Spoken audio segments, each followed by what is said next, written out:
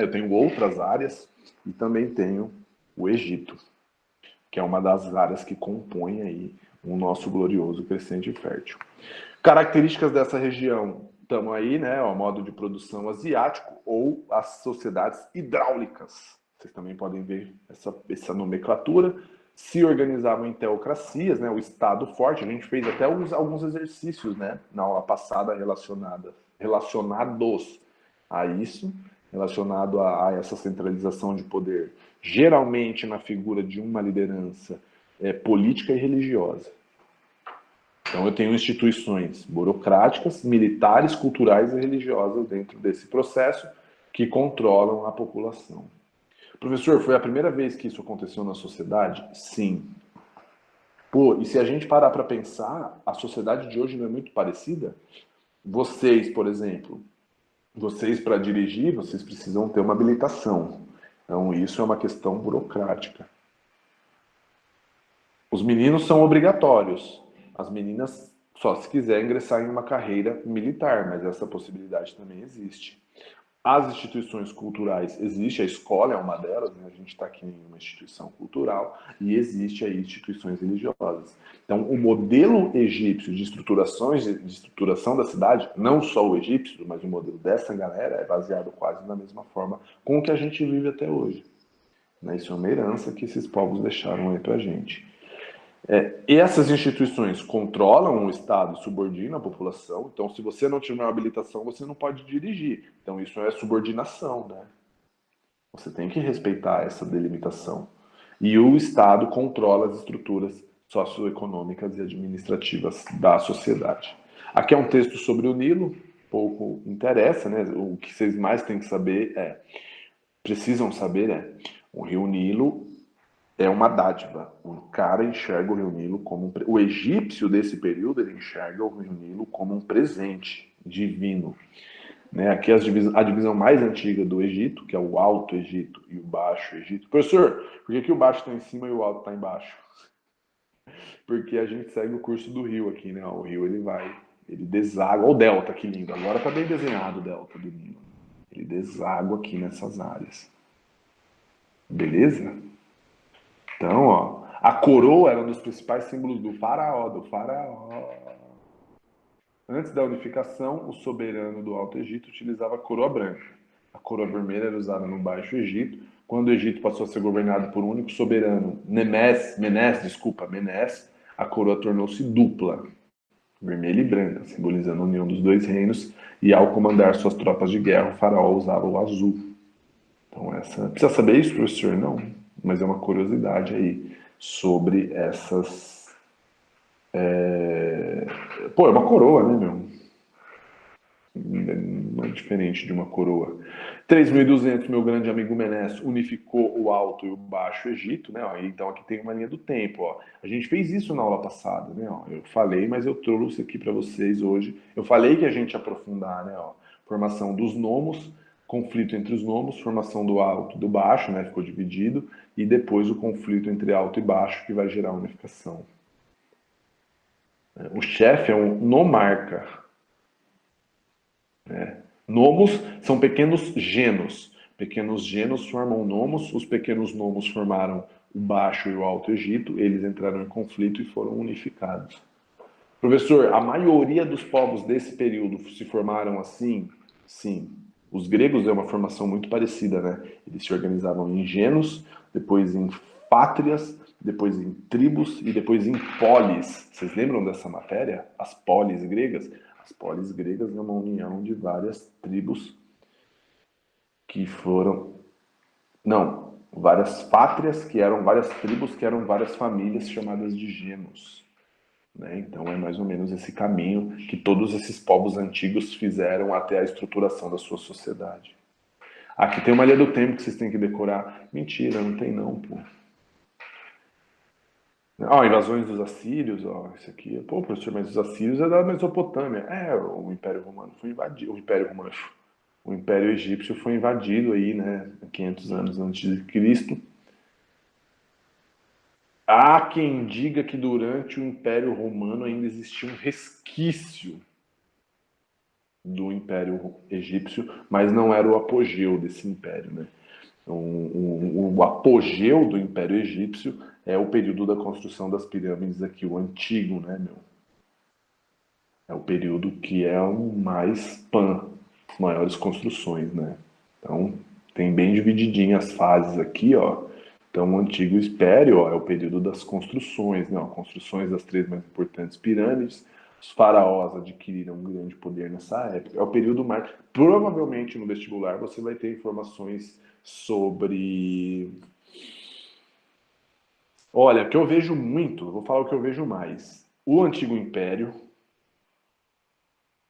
ah, e esse aqui, ó, que é o êxodo judaico, que é quando os judeus saem lá do Egito. Porque a saída dos judeus do Egito vai ter um impacto lá como chama? Na Mesopotâmia. Milene, né, que entrou. Olá, Milene. Tudo bem, Milene Queiroz?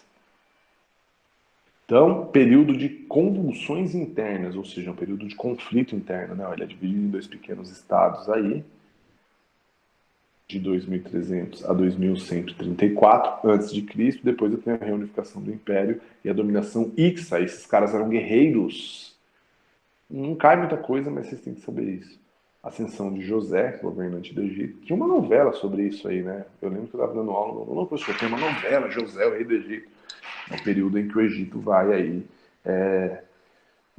Como é que chama? Flertar com o monoteísmo. Né? Ter um único Deus. Depois tem a expulsão dos Ixos e a expansão do Império e o êxodo judaico. E por alguns momentos aí também vai flertar com o monoteísmo nesse pequeno período chamado Novo Império. É pequeno mesmo, viu? Se a gente parar para pensar no tamanho da história do Egito, o Novo Império é... Aqui tem textão. Precisa ler, professor? Não. Eu vou disponibilizar esse material para vocês, mas não precisa focar nisso não. Isso é importante, ó, é a pirâmide judaica. Eu tinha falado dessa pirâmide, mas eu não tinha entrado em detalhes, né? Então eu tenho o faraó e a família. Ó, toda vez que vocês pegarem uma pirâmide dessa para analisar, vocês vão imaginar o seguinte: quanto mais no topo da pirâmide, mais poder, e quanto mais ampla a base da pirâmide, mais indivíduos. Então, no Egito Antigo, eu tinha, não só no Egito Antigo, né? No Egito eu tinha poucas pessoas com muito poder, e essas pessoas estavam divididas em Faraó e sua família, ó, o sacerdote com uma pele de leão, leão, tigre, não sei. Faraó e família, o sacerdote e a nobreza, o escriba é o cara que escreve, ele é importantíssimo nessa sociedade. Como que o sacerdote vai falar para a galera, escrever, passar, né, o que ele quer pensar como sacerdote para a galera? Ele tem que fazer uso do escriba. Né? Os escribas hoje, eles poderiam ser comparados a funcionários públicos. Né? Então, a gente pode fazer uma análise disso. Qual é a mensagem que o Estado quer passar? O Estado que eu falo com letra maiúscula. O Estado, ele tem uma mensagem a passar, né? O Estado, ele é uma... Ó, eu gosto de parar minha aula, eu acho que vocês têm que ter essa informação. Imagina o seguinte, ó. O Estado, ele é político. Ele tem uma ideia. Não existe Estado sem ideia política. Não existe. Se falar isso para vocês, é uma milonga. A educação, ela é um ato político. A forma como o hospital trabalha é um ato político, né? A forma como o Estado é conduzido é política. É ação. De quem? Ação do Estado governado por pessoas que têm ideias. Não existe uma mão invisível que fica lá regendo a política. Não, são pessoas que têm ideias. E como o faraó vai atingir essas pessoas é através dos escribas. Né? O sacerdote tem essa ligação com o faraó de consultar, né? De dar uma ideia, falou, por que você não faz isso, por que você não faz aquilo, né? E o faraó passa isso para os escribas e os escribas fazem essa análise do que é o Estado. É a mesma coisa que a gente tem hoje acontecendo. Eu tenho pessoas aqui no Estado e esse Estado é político. Então o Estado ele passa a sua mensagem através dos funcionários públicos, que no Egito Antigo eram os escribas. Em Roma também. né? Em Roma eu tinha vários cargos públicos. Tinha um cara que era o censor, né? Que era o cara que fazia o censo, contagem das pessoas e da cobrança dos impostos. Tinha um cara lá no Egito, na Roma antiga, que chamava edífice. Alguém sabe o que é edificar? Alguém já viu? Quem gosta de arquitetura, o que é edificar? Engenharia, né? Construção. Então tinha caras ligados às construções romanas, que eram funcionários públicos. É a forma como o Estado representa politicamente, através do escriba. Saber ler e escrever é muito importante.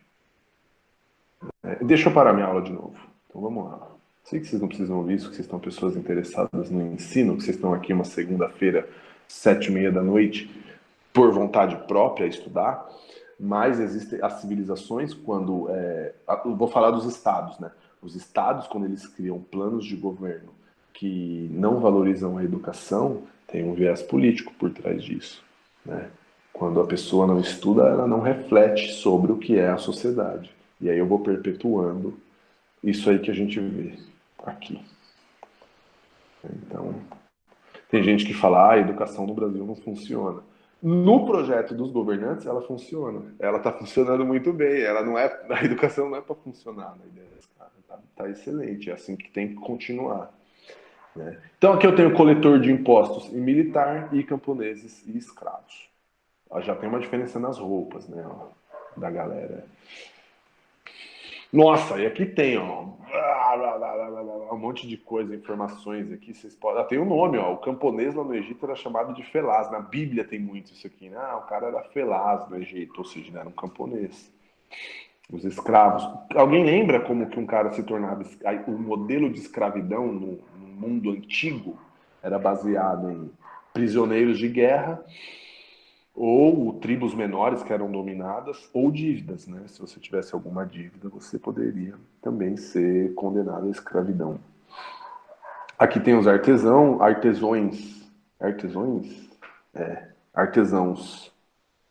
Não, artesãos. Carpinteiro, desenhista, escultor, pintor, tecelão, ourives. Muitas de suas atividades eram realizadas em grandes obras públicas, ó, templos, túmulos, palácios. É isso. Escribas, ó, dominavam, ó, os que dominavam a difícil escrita egípcia encarregavam-se da cobrança dos impostos, da organização das leis, dos decretos e da fiscalização da atividade econômica em geral. É a dinâmica do Estado, tem que saber. E o sacerdote é o cara que. Sacerdote, até hoje, né? É o cara que faz um domínio da sociedade aí religioso. Enriqueciam porque ficavam com parte das oferendas feitas pela população aos deuses. Os caras eram bobo, né? Além de serem dispensados pagamento de imposto. Registrando tributos. Ó, então aqui tem uma informação de como esses impostos eram pagos. Ó, o escriba acima também registrava o pagamento de impostos, aí, tributos. O tributo pago em gênero alimentício, tesouro ou mão de obra eram cobrados pelos oficiais do faraó. De cima para baixo a gente tem a paleta para misturar a tinta, a espátula para correções e a caneta feita de junco. É uma madeira, né? Um tipo de madeira, não é? Um junco. E o porta-caneta. Os caras eram caprichoso, né? Parece industrializado, mas não é, tudo feito à mão, meu. Olha lá, ostentando coroa e cetro, símbolos de poder, o faraó viu o relatório transmitido por seus ministros sobre os acontecimentos do império. Que vida boa, hein, meu? Porra. Hoje você recebeu 50 toneladas de alimento. Só. Economia. Economia baseada na. Ó, isso é a base de todos os povos da Mesopotâmia, né? A agricultura era baseada. A economia era baseada na agricultura, principalmente no Egito, principalmente de cevada e trigo e frutas secas. Damasco, né? Essas frutas que a gente conhece, é um hábito egípcio deixá-la seca. Pecuária, comércio, servidão coletiva, né? As construções de pirâmides, esfinges e mastabas. Isso é maneiro. Os egípcios, uma das obras públicas que você poderia trabalhar são esses tipos de obras de criações de canais, né, de irrigação, ou diques, que são proteções contra as enchentes. Os egípcios desenvolveram um sistema de irrigação complexo que levava as águas do Nilo por meio de canais até os campos. Os lavradores utilizavam arados puxados por animais para revolver a terra lodosa, porque a terra ficava alagada e depois o mar descia, o rio Nilo descia, né? E a água ficava aqui meio turbulenta, né? A terra, desculpa, ficava lamosa e os caras iam mexer essa terra. Em seguida, soltavam carneiros e cabras que, pisoteando o terreno, ajudavam a enterrar as sementes. Sensacional. Havia também um aparelho simples, o shaduf. Ó, é esse parado aqui, ó, o shaduf, ó.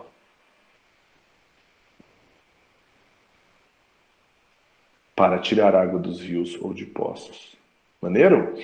Não tinha nenhuma tecnologia que a gente tem hoje, viu, galera? Tudo mecanizado, né? Tudo feito com mecânica e força do humano, no máximo tração animal aqui, né? E aí os camponeses escolhiam o trigo com suas foices e amontoavam os peixes, desculpa, nos barcos. Pelo Rio Nilo. Então, ó, o Rio Nilo, então, ó a função do Rio Nilo.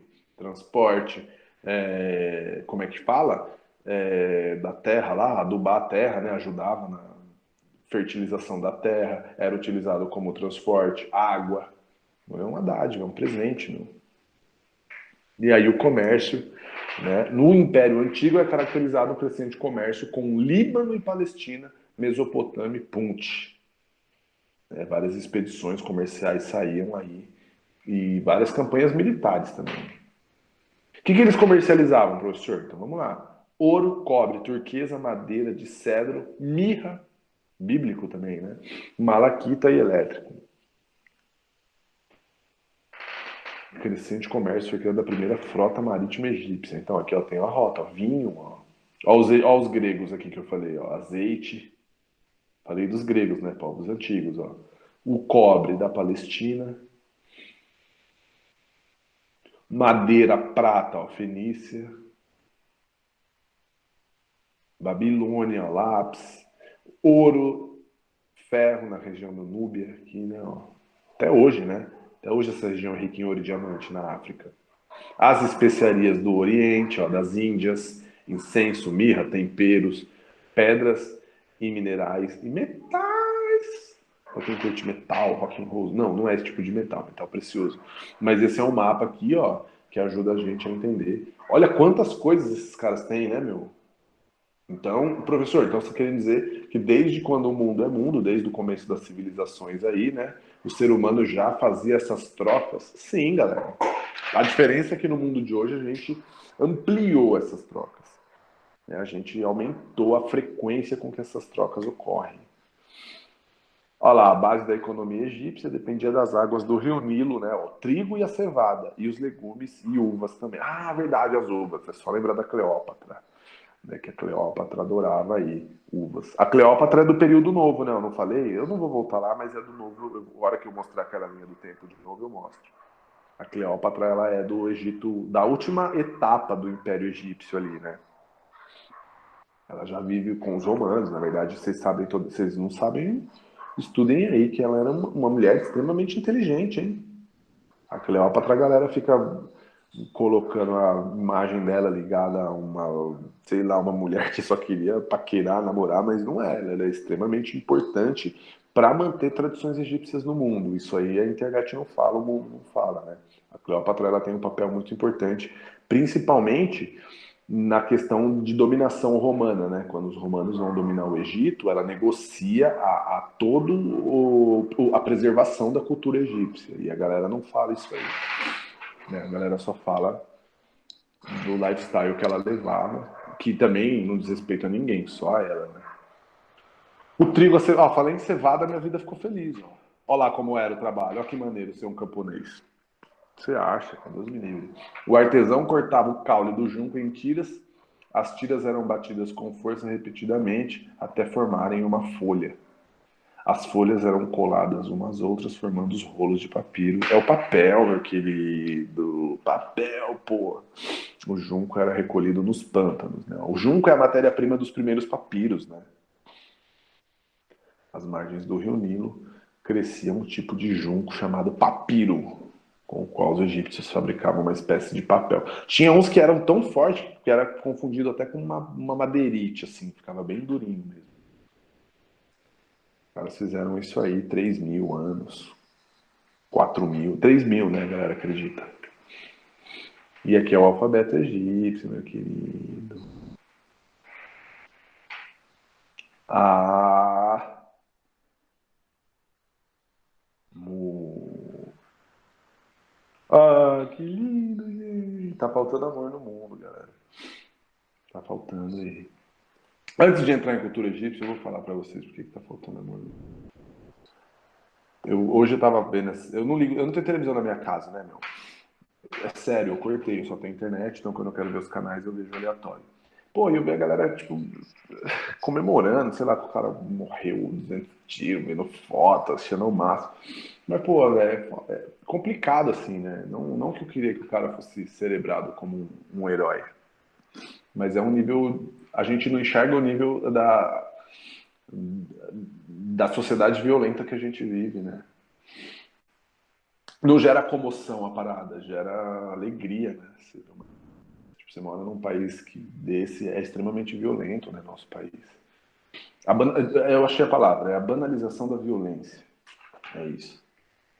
É tão violenta a parada que uma violência a mais ou uma a menos. Tipo, eu vou ligar a TV, vai ter outra amanhã já, entendeu? É isso que me chateia. Então, por isso que eu acredito que falta um pouco de amor no mundo aí. Não é comum eu ler, pegar meu celular e ver a foto de um cara destroçado lá caído. Não é comum isso para mim, não é um motivo de alegria nenhuma, assim. Não tô defendendo ninguém, só tô expondo a minha opinião. Pela forma como a gente banalizou, né, a vida, independente do que aconteceu. Sim, sim. Eu não sou juiz de nada, nem sou formado nisso, sou historiador, assim, eu não vou julgar o cara fez. Mas é triste saber a que ponto a gente chegou de violência, né? É uma sociedade extremamente violenta. 65 mil assassinatos por ano. 60, nem no Iraque morre tanta gente assim com arma de fogo. No Brasil morrem 65 mil pessoas com arma de fogo por ano. Meu. É um país extremamente violento. O Iraque é aqui. O professor meu fala, o Iraque é aqui, galera. Não é em outro lugar, não. Lamentável, gera uma banalização da violência, né? Morreu, só um, tá bom. Tem dia que morre 10. Isso é lamentável, né? Se a gente parar para pensar que a vida é a dádiva, né? Chega para um egípcio, né? A dádiva é a vida e a gente tira tantas vidas. Né? Quantas vidas já não foi aí, né? Mas paciência. Vamos lá, ó, cultura egípcia. A cultura egípcia, a gente está muito longe do que esses caras viviam, né, meu, em questão de organização, de arte, né? A arte dos caras era tão evoluída a nível de arquitetura e arte e produção que a gente não consegue nem entender, né? Esse alfabeto que eu estou mostrando aqui para vocês é o básico, de A a Z. Mas existem até hoje hieroglifos egípcios que a gente não consegue entender. Entender. Tá ligado? Que é isso? Você pegar um papel e falar, caramba, o que é isso? O que o cara quis escrever aqui? Existem várias escritas egípcias que os caras estudam em várias faculdades do mundo todo, tentando encontrar uma resposta para o que está escrito ali. Né? Então, ó, a cultura egípcia foi profundamente influenciada pela religião. Olha lá, ó, chegamos ao ponto? Chegamos, né? Por que eu fiz toda aquela retórica para vocês de falar sobre a ideia de algo, de domínio da matéria? Porque os egípcios acreditavam que existia um nível de evolução da consciência. Ah, muito bom isso, cara. Vou parar nela de novo. Para que você pudesse ter um nível cultural. Olha que maluquice! O nível da consciência chegaram a um nível material. A sua mente cria a realidade. É básico egípcio isso. Né? Os egípcios acreditavam o seguinte, que dos seus dois olhos, eu não vou dar spoiler do documentário, um você tinha a visão do positivo e o outro você tinha a visão do negativo, e aí você tem o seu terceiro olho, que é o terceiro olho, exatamente o que os egípcios acreditavam, né? Que tinha um desenho de um olho aqui, que é o que você codifica essas informações e faz o balanço do que é possível e não é possível dentro do que é matéria. Da hora, os egípcios são muito hype, né? O que é que mandaram aqui? Vejo que os policiais encontraram. Ah, sim, eu também, pô, você tá 20 dias lá longe da sua família, tu, meu, uma caçada, o cara fazendo ser de gato e rato lá. Você, não julgo, eu também não julgo policial, o cara tá. Meu, o cara tava trabalhando e ganhando pouco, viu? Os policiais ganham nada para trabalhar em situações extremamente estressantes, né, meu? Os caras. Ninguém é culpado aí, galera. A gente não pode ficar procurando culpado. A reflexão que eu peço que vocês que são jovens façam é: não podemos morar em um país que banaliza a morte, a violência. Não é comum. Não, a gente não pode aceitar que isso é comum. Né? Falar, ah, não, morreu mais um. Né? Isso não é comum, entendeu? Vou dar um exemplo. Se a gente paga impostos e os impostos devem ser retribuídos à sociedade, então é um cara a mais que o meu imposto, o seu imposto não funcionou ser gasto com ele. Quanto mais não tem outros aí que a gente contribui com tudo, né? Se eu comprar esse álcool em gel aqui, eu estou pagando imposto, né? E esse dinheiro não está sendo, né, retribuído para a sociedade, porque não funcionou para educar esse cara, como não funcionou para educar tantos outros caras, né? Então a gente peca por isso. Então não caiam nessa, não podemos banalizar a vida, independente do que acontece, né? E olha quantas vidas esse cara não levou, né? Mal-estar total, no todo, né? Se a gente fazer uma análise. Tá bom, jovens? É isso que eu peço. Não vamos ficar julgando, que cada um vai ter seu posicionamento, né? Mas se a gente fizer uma reflexão sobre o que é vida. Perguntei isso aqui em uma aula para vocês. O que é a vida? É o clique-stat bom. Bom, prof, o símbolo dos Illuminati é o terceiro olho, né? Mas eu não sei se tem a ver com uma parada questão egípcia, tá bom? É que os Illuminati têm uma outra modelo de formação, né? O Illuminati é muito mais recente. Porque os egípcios, eles, como a medicina egípcia é avançada, eles valorizavam tanto o olhar e a percepção do olho que eles foram um dos primeiros caras a entender que o olho era o único nervo que é visível, né? O único nervo do corpo humano, estrutura nervosa, ó que maneiro, que tem acesso ao externo é o olho. Caramba, professor, que maneiro isso. Então, é essa visão que os caras tiveram. Então, eles começaram a valorizar o olho, porque é o único órgão que tem uma ligação direta, né, com o meu cérebro que está exposto. Sensacional. Os caras são demais, velho. Muito se perdeu. O que a gente sabe da cultura egípcia hoje é nada, né? Nada, nada, nada, nada. Muito pouco, assim. Muita coisa precisa ser desvendada se conseguir, né? Ó, principalmente a arte, ó, contudo, os egípcios buscando soluções para os problemas práticos deixaram um vasto legado científico. A pintura e escultura é a forma como eles expressavam isso, né? Então eles vão deixar inscrições hieroglíficas, né? Que explicavam cenas, assim, figuras, assim. O que mais que tem aqui? Ó? Matemática, geometria, coisas que vocês adoram. Eu acho sensacional. Desenvolveram técnicas para demarcar as propriedades. Ó, que maneiro, isso é uma questão material, né? Ó, como que a gente marca um terreno aqui da produção? Vai na matemática, jovem. Além de medir áreas de triângulo, triângulo, retângulo, né? Os retângulos, hexágonos, volume, cilindro, pirâmide. Ó, que da hora, né? Que nível que os caras chegaram. Pô, e um engenheiro estudou 10 anos, faz um asfalto aqui na minha rua, que deu uma chuva, o asfalto já derreteu. Deu uma chuva, o asfalto já bugou. Os caras fazem uma pirâmide lá, cai o planeta e tá lá construída. Só por Deus. Bom, a organização do calendário também é necessária. Isso é importante, ó. Foi o que eu falei, é através do calendário que os caras. Ah, lembrei, ó. É cheia e vazante. Nunca deixa eu esquecer isso. Ó. A cheia é quando o rio sobe. Aí tem a vazante, que é quando o rio vai descer e as terras vão ficar próprias para o plantio. Né, ó, pelo calendário egípcio, o ano era dividido em 365 dias e havia 3 estações: a cheia, o inverno e verão. E na medicina? Na medicina os caras conheciam várias, várias doenças. Faltou que é várias. Praticavam operações, a importância do coração. Deixa eu falar isso, meu. Os egípcios foram um dos primeiros povos a criar tipo um marca-passo. caras faziam um modelo de parada lá que colocava no coração do humano, né? Tipo, um dos primeiros processos, tipo, de doenças cardíacas, foi os caras que desenvolveram aí alguns procedimentos. A escrita hieroglífica era sagrada e representada por pequenas figuras que formavam texto.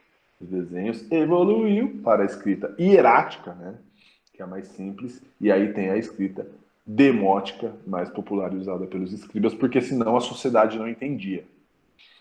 Né, os escribas eles vão adaptar a escrita hieroglífica para a demótica, para a galera mais popular poder entender. Beleza? Os mastabas. Ah, tipo um túmulo egípcio, né? São as primeiras estruturas próximas às pirâmides. Né? Lá nas primeiras dinastias, mais perto da unificação, 3.500 a.C., os caras usavam isso aqui.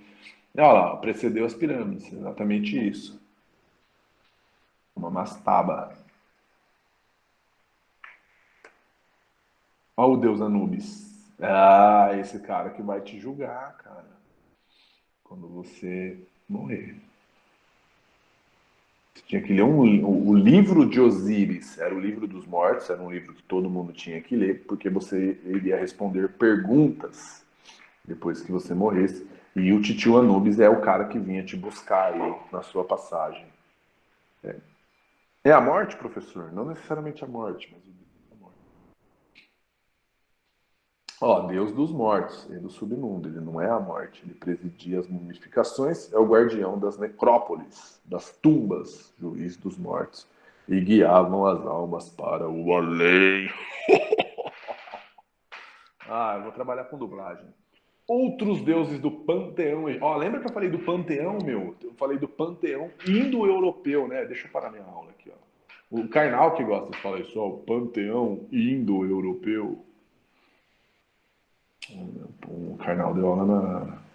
Você sabe a disciplina que o Karnal dá aula? O Karnal dá aula em América.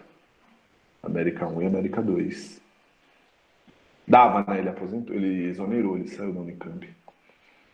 Mas ele dava aula de América. Estados Unidos, ele é famoso em história dos Estados Unidos.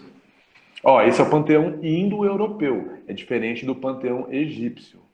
Né? Ó, o panteão indo-europeu eu mostrei para vocês. Pode ver que não tem egípcio aqui, ó. O Egito está aqui, ó. É o panteão indo-europeu, mas eu tenho o panteão egípcio, que são outros deuses, ó. Que são os deuses egípcios. Pô, então você está querendo me dizer, professor, que os egípcios pensavam diferente de forma religiosa do que os povos indo-europeus? Sim, completamente diferente. Completamente diferente. Aqui, ó, tem aqui, ó. Osíris, Ísis, Horus, Tot, Ra, Set, Amun, Anubis, Mate. Qual a diferença, professor, desses daqui? Ah, galera, se a gente parar para pensar, eles seguem o mesmo rito histórico de deuses como as civilizações politeístas da Idade Antiga, né? Os egípcios e tal. Mas a diferença é que... Bom, vamos ver a diferença, vai, eu não vou falar da spoiler. Então, ó, Deus da vida, a gente já vai chegar lá. E o Deus do céu. Ó o olho de Horus, ó. É diferente, viu, grande... Quem que perguntou? Alguém perguntou aqui, deixa eu ver aqui, ó. Prof, Adriane Souza Galvão, ó. Tem aqui. Bom, olho de Horus, ó, é diferente do olho Illuminati, viu? Tem uma diferencinha aí nesse desenho. Sete, deus do caos, da desordem e violência, deus da sabedoria, o Tote, o Ra, o Ré, deus do sol, principal deus egípcio, né? Durante o período da unificação, o deus Amun, o faraó Amun-Ra, ele vai deixar os egípcios politeístas e acreditando apenas em um único Deus, e é o Deus Ra. É um dos poucos períodos que os egípcios foram forçados a acreditar em um único Deus, que é o Deus Ra, pelo faraó Amun-Ra. Beleza? Mito de Osíris, cheguei, ó. O deus Osíris foi assassinado e retalhado por Sete, seu irmão, Ísis, sua irmã e esposa, auxiliada por Horus, Totem, e Anubis recolheu os pedaços do corpo de seu marido e colou. O único pedaço que eles não acharam foi o pênis do Osíris, beleza? Horus e Totem sopraram-lhe a boca, devolvendo a vida. Esse mito simboliza a regressão das águas do outono e a volta da inundação à primavera. Né? E aí Ísis se casa com Osíris, os dois irmãos, que eles dão origem à fertilidade do povo egípcio. São ideias muito próximas às ideias que a gente tem aqui, né? No Ocidente, eu falo aqui, é o povo indo-europeu, tá bom? Não é aqui no Brasil, é aqui o povo indo-europeu. O tribunal de Osíris, ó, quando você morre, você vai ser julgado. Aí já era, hein? 42 deuses chefiados aí pelo nosso grande amigo Osíris, e a sua alma, depois de fazer a sua defesa, né? Você tinha que ler o livro dos mortos, você ia se declarar inocente dos 42 pecados. Tem lá, viu? Se vocês quiserem ver depois esses pecados aí e confirmar suas virtudes. E o seu coração seria pesado, né? Eu acho que eu falei isso na aula passada. E se seu coração fosse inocente, ó, o que é um coração inocente, jovens? Diz pra mim, o que é um coração inocente? Ia viver em bosques com pássaros, canouros e lagos cheios de lótus e gansos. Tipo, que sonho! Me leva amanhã para esse lugar, cara. Um coração inocente. A Sandy tem um coração inocente? O que vocês acham? Pode ser que sim. A Maísa tem. A Maísa, que era, trabalhava, que agora tá na Netflix, né, meu? Ela tem um coração inocente. O Tribunal de Osíris é um regulador social no mundo da civilização egípcia.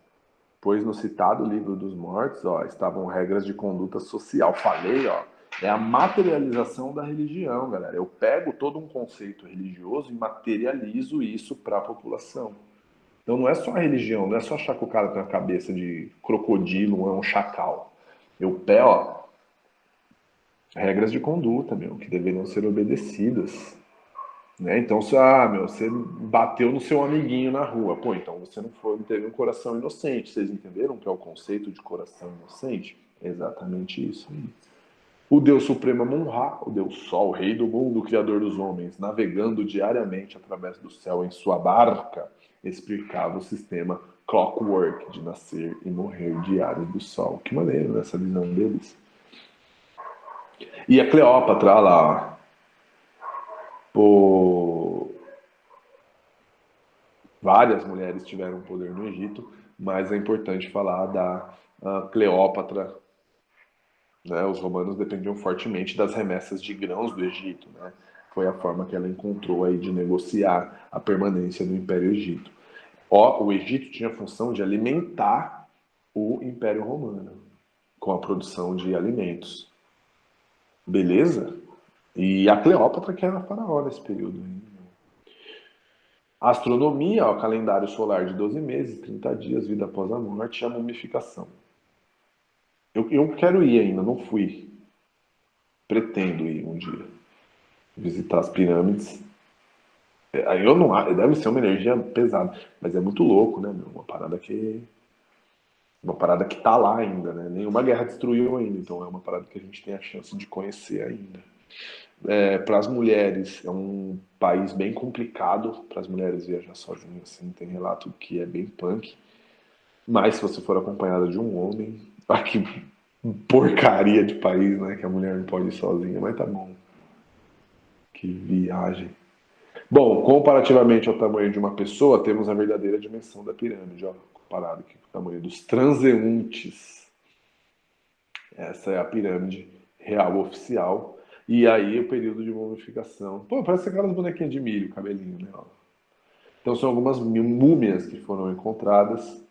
Né? Não estou falando das que estão lá em Brasília governando o país, estou falando das egípcias. Terceiro faraó da dinastia, a nona dinastia, né? Ó, que é o Império Novo, já é recente isso aqui, ó. Já são múmias recentes, ó. O Império Novo é, ó, 1200 a.C., já é uma múmia mais nova aí. Né? Houve 11 Ramsés no Reino Egito, mas apenas ele foi chamado de Ramsés, ou Grande. E a múmia de Hatshepsut, ou Hatshepsut, né? Foi a múmia. Foi a primeira múmia faraó de mulher, né? Que foi encontrada até hoje aí. A galera fala porque foi a primeira mulher faraó que foi mumificada. governou 22 anos, foi casada com um meio-irmão, Tutnes II. Então a gente tem aqui processo. Conserva, hein, meu? Olha que maneiro, né? Bem conservado. E aí tem algumas referências para vocês, depois eu disponibilizo esses slides. É um mini resumo do que a gente pode ter de Egito aí.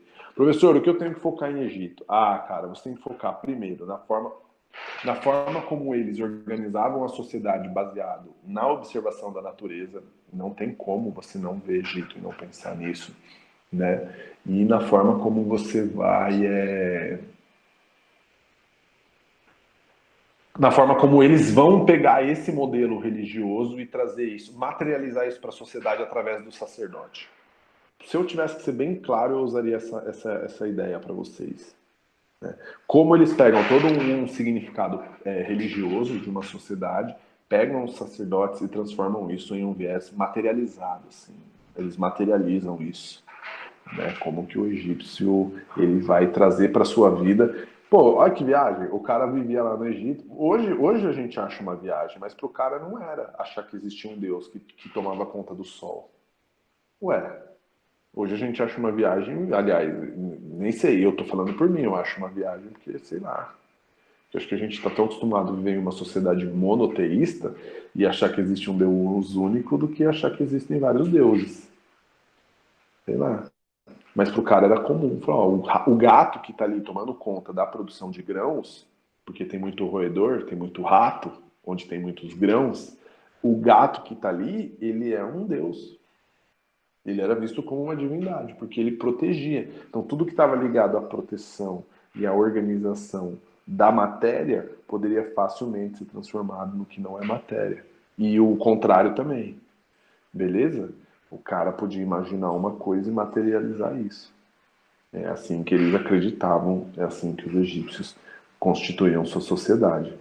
Outra coisa que eu acho importante vocês lembrarem: o sacerdote ele fazia toda essa passagem, né? Passar todos esses, como que fala, meu? Todas essas informações para a população feita através de prédios públicos. Então, é muito comum você ter ainda até hoje no Egito vários templos com as paredes todas escritas assim. Então era aquilo ali a sua sala de aula. Né? Então você ia ficar 2 anos. Há relatos que, sei lá, os caras que estudavam para ser sacerdote, passavam por um processo de escolha, né? E aí você ficava peregrinando por vários templos e lendo aquelas paredes. Ó, nesse templo aqui você vai ficar 2 anos. Fazendo o quê? Ah, meditando, comendo e lendo todas essas informações que tem nessa parede. Pô, 2 anos. Prega a tabuada 2 anos no espelho do seu quarto para ver se não vai aprender. Né? É isso que eles faziam. Eles pegavam todas as informações do povo egípcio, desde a origem, e estudavam esses sacerdotes para isso. Então, isso é importante vocês saberem também. Faraó tinha um poder total, enfim. Coisas que a gente já tá aí careca de saber. Beleza? Fui carecofóbico, brincadeira. Tem dúvidas, perguntas ou questions? Falei assim, a pronúncia tá certa. Tá falando questions, minha esposa brigou comigo. Ela falou, ó, fala certo a pronúncia, é questions. Eu sempre faço perguntas com vocês, mas hoje eu esqueci de ser. Na verdade, eu tô em conselho na outra escola que eu trabalho e eu não consigo chegar a tempo para fazer essas perguntas. Mas se vocês quiserem, eu posso fazer uma rodada só de Egito. Aí eu disponibilizo esses slides, aí eu faço uma rodada só de perguntas sobre egípcio. Vocês dominam esse uso de formulários lá no Google? Posso enviar por lá um Google Forms? Vocês fazem? Eu envio o link lá no Alunos? O que vocês acham? Vocês fariam um sobre Egito? Aí a gente pode testar. Porque cai muito, viu? Eu acredito que é muito importante vocês saberem sobre isso aí no pro glorioso vestibular. Eu não estou informado, mas tem alguma notícia sobre o Enem? Se vai ser esse ano ou ano que vem? Ou a gente está desinformado ainda? Deixa eu ver aqui, ó. Enem. Deixa eu ver aqui, ó. Exame Nacional do Ensino Médio.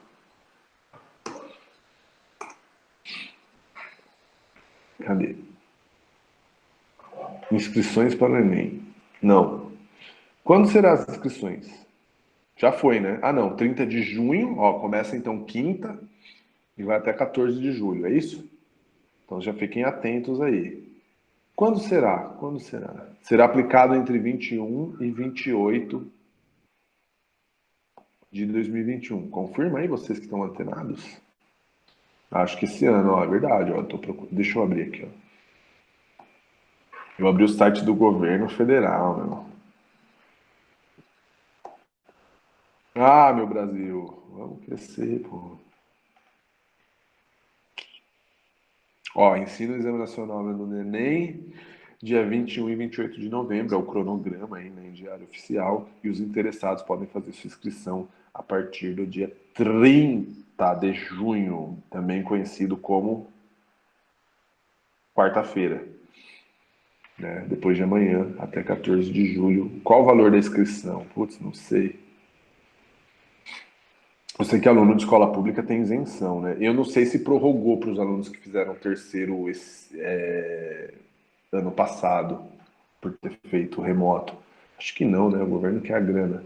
Mas se você não tem essa informação, Prorrogou sim, prof. Alunos prorrogou a formados, isenção? sim. Boa, A boa. isenção não, mas para alunos